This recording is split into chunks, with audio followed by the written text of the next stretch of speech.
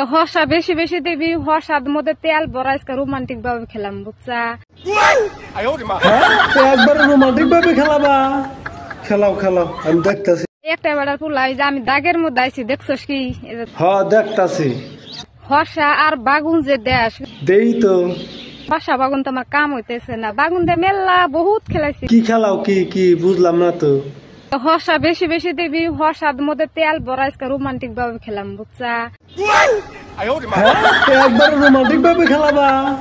খেলাও খেলাও, আমি দেখতাছি। কিন্তু কুট্টুগা ভক্ত হয়ে থাকিস, তোকে যে পুত্র লাগিস। আবার যাবত দিলা, তা কি আর যাবত দিলা? আজকে দাগের মধ্যে খেলাম, রোমান্টিক ভাবে খেলাম, মেলা দিন ধরে খেলাই না।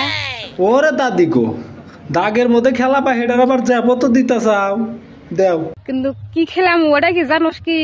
না না, ওইটা জানবার নিগাই তো খাড়ায় রইছি। কি খেলাবা তুমি? কিন্তু ওটা তোর কোয়া যাবো না, যদি কই তোরা অস্থির হয়ে যাবি গে, কিন্তু তোরা হাফসে যাবি গে। তোর হাতে কি আছে? রাহ দেই কেন, আছে না নাই?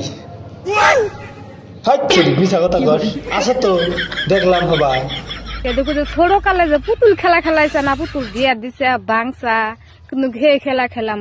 ও তুমি বাগুন হসা নিয়ে পুতুল খেলা খেলাবা?